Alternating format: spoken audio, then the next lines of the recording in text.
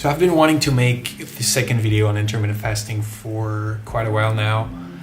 I want to talk about why I've stopped intermittent fasting and why I'm back on it. So the 3 reasons why I stopped after doing several months last year of intermittent fasting, of daily intermittent fasting. 3 reasons why I stopped. The first one being weight loss, which is for lots of people a benefit. In my case, I didn't want to lose that much weight. At that time I was running pretty much every day, which accelerated the lost weight for me dramatically. The second point is traveling and the convenience of it. I actually stopped when I went to travel to Thailand last year in November, mid-November. That's where I stopped my daily fasting. It is a bit of an excuse, but it is slightly less convenient to be traveling and also make sure that around 5 p.m. or 6 p.m. you'll have everything you need to eat a huge meal.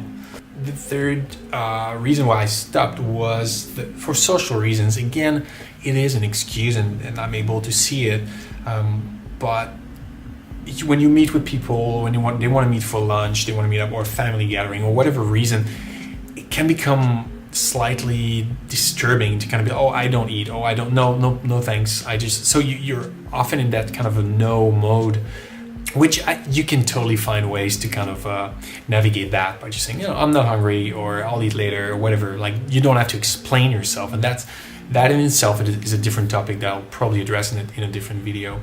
So now, the reasons why I'm back on it, the main reason why I do this is the mental clarity. I've talked about it in my previous video, which I will link below. The mental clarity is amazing. It is such a it's kind of a magic tool that really kind of gives you more focus.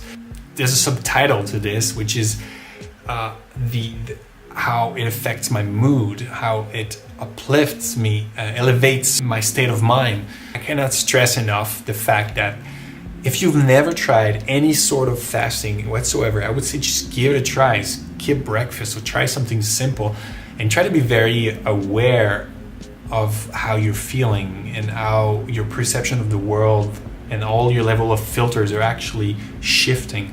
And another reason why I actually love the intermittent fasting is that it helps my sleep. I'm faster asleep. I rise earlier. When I wake up in the morning, I feel really awake. And that's a great way to kind of start the day. I don't have to wait for like an hour to just kind of slowly, or wait for my sugar dose to kind of I don't even have to wait for the coffee. My energy, it's just there, and it's amazing. One aspect that was quite interesting here is that it's like riding a bike. You get back to it and like your body knows how to adapt very quickly. So it wasn't long. I mean, my first day of getting back to it, from eating 3 meals a day to 1, it was like super easy. It's just like, oh yeah, okay, now it's 5 p.m. or something. I'll have something to eat. I was not even hungry, to be honest. The first 2 days was not that hungry. And there is where you really have to design. This is very important. You have to design your feeding window. I usually start with a water-rich fruit, as like usually melons. When they're in season, I'll try to have a melon. This is fantastic. You get like lots of water in, lots of vitamins, but it's not too dense for your body to absorb. Now, this is okay to start with, but eventually you need some caloric density to feed yourself properly in that window. So the second thing I'm going to do usually is I go for a smoothie where I will use spinach.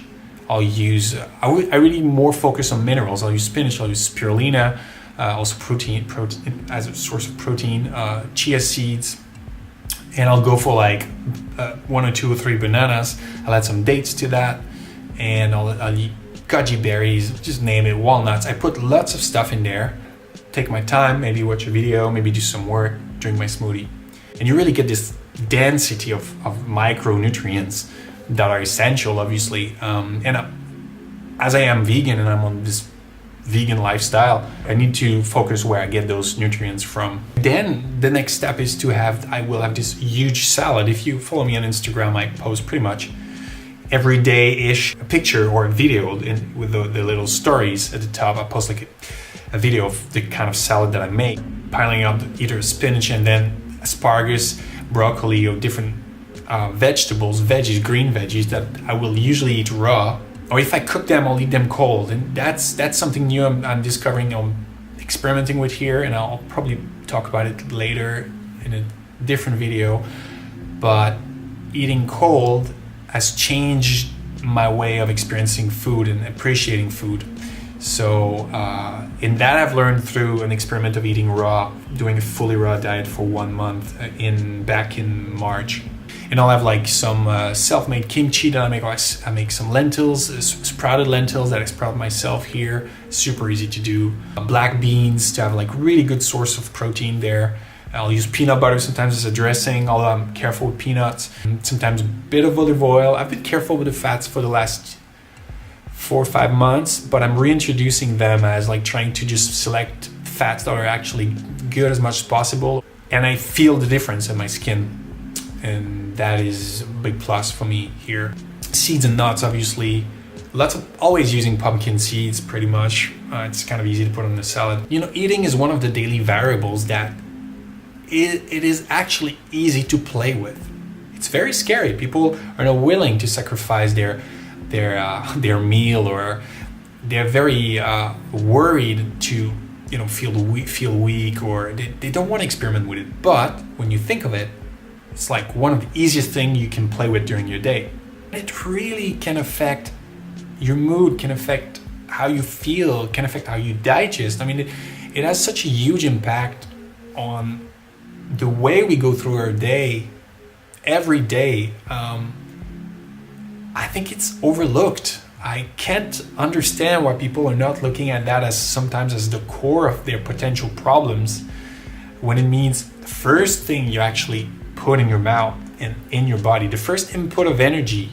If what comes out, the energy that comes out is insufficient or not leading you where you want to go, or making you sick, or creating whatever problem, if the output of energy from your body and your mind is problematic, look at what the input is and try to figure out between those two layers what is going on.